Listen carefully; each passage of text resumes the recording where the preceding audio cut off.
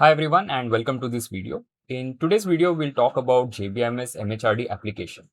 Now the application process started a few days back and we're going to walk you through the important dates, what's the selection criteria, and whether you should be applying to this particular program or not in the first place.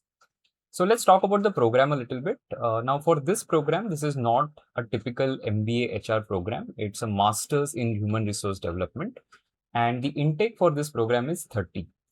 So the test scores that will be accepted are going to be CAT 25 and CET 26. So in case you have taken both or either of these tests, you can apply for this program.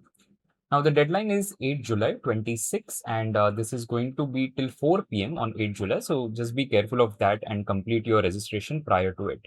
In the past, they have extended the deadline, but don't depend on it. I would suggest that you try and finish it before 8 July itself. The application fee is slightly on the higher side. That's what I felt. 2,500 is the application fee. In my view, they could have kept it slightly lower.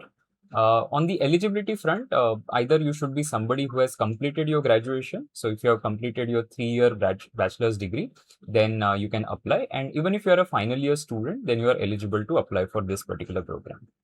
For general category, the requirement is 50%. So you should have minimum 50% aggregate while you are applying.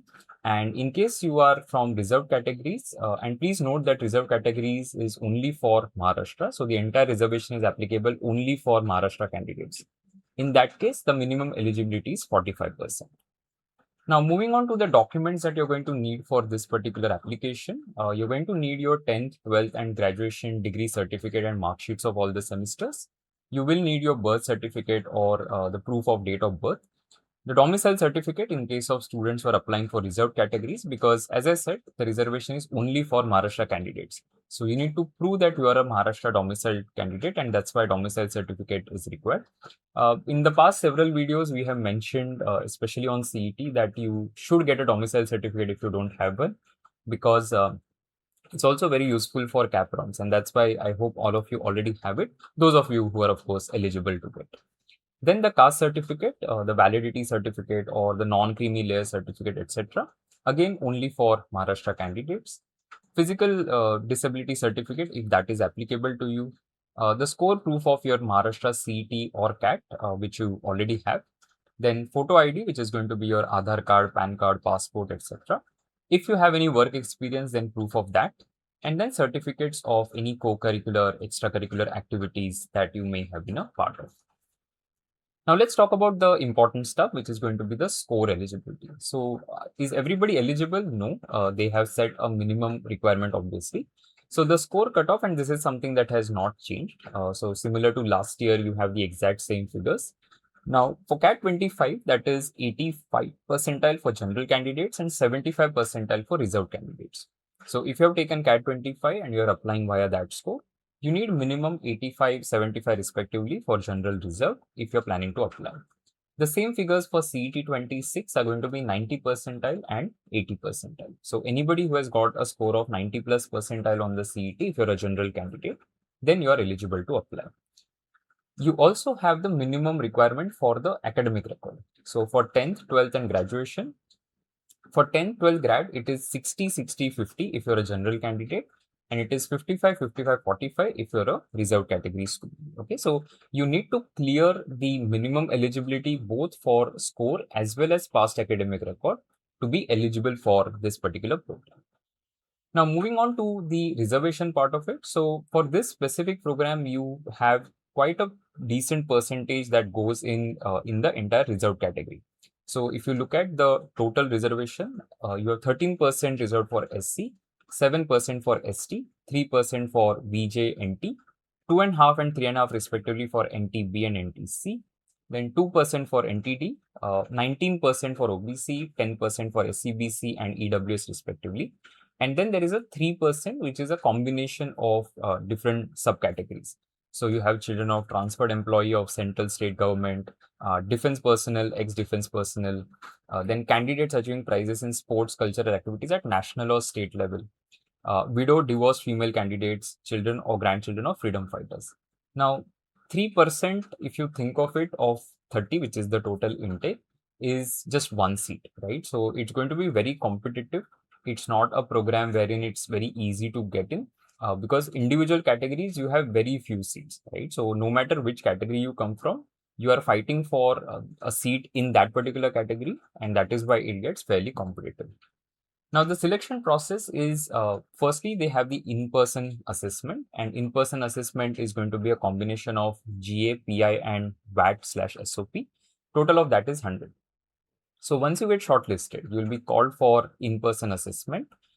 Group exercise or group activity is 40% in that.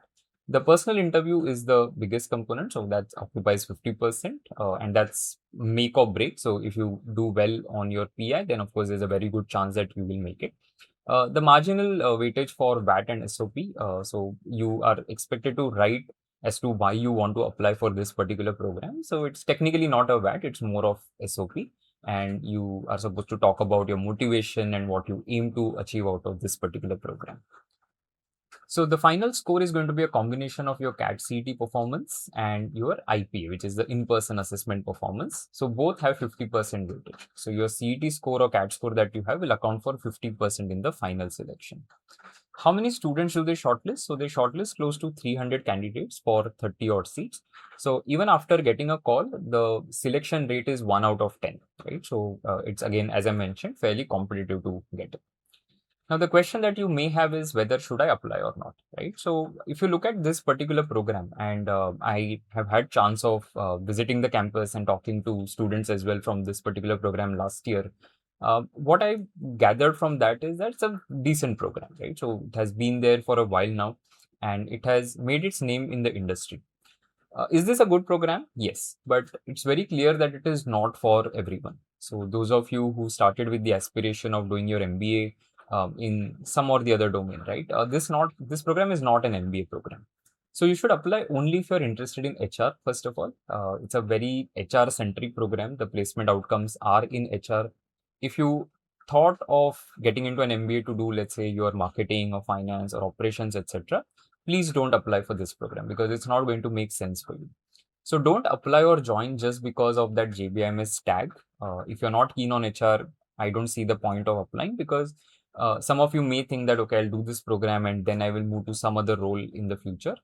Those transitions become very, very difficult. So moving from HR to some other domain becomes difficult.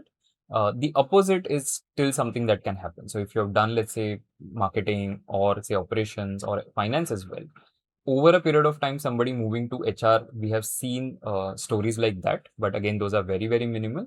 People don't want to take, people, of course, who have put in a lot of effort of doing, say, an MBA finance would want to work in finance, right? So, but the other way around, as I discussed, HR to some other domain, that's not going to happen. And that is why when you commit to this particular program, you should be clear that, hey, I want to do HR, then only enter it. Otherwise, there's absolutely no point you applying for this. The placement outcomes have been reasonably good. So if you look at the latest placement report that JPMS has released, the 24-26 batch, the numbers are looking pretty good. So for all the students, the mean is 17.5, which is pretty good. In fact, it is better than a lot of other institutions that you would have seen. The median is 18, so that's also good. Mean and median being close to each other is always a good sign. And highest is 23.5, right? So if you're looking at getting placed within the domain of HR and you're very clear that I want to do HR, then only you should apply for this program. Otherwise, this is something that you can skip. Now, some of you might be applying via the CAP rounds for the regular MMS program as well at JBMS and at other institutes. So figure out where exactly you're going to land up via that. And if you are anyway going to do HR at some, let's say, a tier 2 institute, it is definitely better to apply for this particular program. So for HR centric students, this is a very clear yes that you should be applying for this if you meet the minimum eligibility requirement from the score and the academic record perspective. But for others, this is not a program to apply for. Okay, so you can completely skip it. So I hope this video has helped. If you have any questions, then let me know. And we have a similar video for MSc Finance as well. So make sure that you watch it before you make that application. Thank you so much for watching. I'll see you soon in the next one.